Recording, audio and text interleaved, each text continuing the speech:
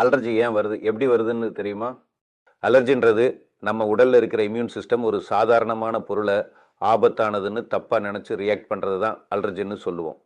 ஒரு அலர்ஜன், அதாவது வெளிப்பொருள், நம்ம உடம்புக்குள்ள முதல் முறையாக வந்தா இம்யூன் சிஸ்டம் அந்த பொருளை ஃபர்ஸ்ட் ஸ்கேன் பண்ணும். ரெண்டாவது, இம்யூன் செல்ஸ் அதை தவிர ஹார்ம்ஃபுல்னு லேபிள் பண்ணும். மூணாவது, அந்த அலர்ஜனுக்கு எதிராக ஐஜி என்ற ஆன்டிபாடிஸ் உருவாகும். இந்த ஸ்டேஜில் சிம்டம்ஸ் கம்மியாக இருக்கலாம், அல்லது சிம்டம்ஸ் தெரியாமல் கூட இருக்கலாம். சென்சிட்டைசேஷன் ஆனதுக்கப்புறம் ஐஜிஇ ஆன்டிபாடிஸ் போய் ஸ்கின், நோஸ், ஐஸ், லங்ஸில் இருக்கும் மாஸ்ட் செல்ஸ் மேலே அட்டாச் ஆகிடும். அப்படியே ரெடி நிலையில் வெயிட் பண்ணிக்கிட்டு இருக்கும். அதே அலர்ஜன் மீண்டும் உடலுக்குள் வந்ததும் ஐஜிஇ அதை உடனே ரெக்கக்னைஸ் பண்ணிடும். உடனே மாஸ்ட் செல்ஸ் ஆக்டிவேட் ஆகி ஹிஸ்டமின் மற்றும் பிற கெமிக்கல்ஸ் ரிலீஸ் பண்ணும்.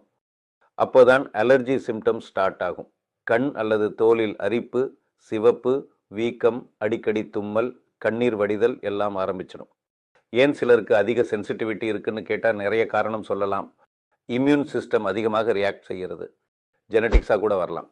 கட் மைக்ரோபயோம் இம்பேலன்ஸ், பொல்யூஷன் மற்றும் என்வைரன்மெண்டல் எக்ஸ்போஷர், ஃபைபர் குறைந்த டயட், ப்ரோசஸ்டு ஃபுட் அதிகம் சாப்பிடுவது, ஸ்ட்ரெஸ் மற்றும் தூக்கம் குறைவு, குழந்தை பருவ இம்யூன் டெவலப்மெண்ட் போன்ற காரணத்தாலும் அலர்ஜி வரலாம். குழந்தைகளுக்கும் பெரியவர்களுக்கு அலர்ஜி வர காரணங்களை விரிவாக அடுத்த வீடியோவில் பார்க்கலாம்.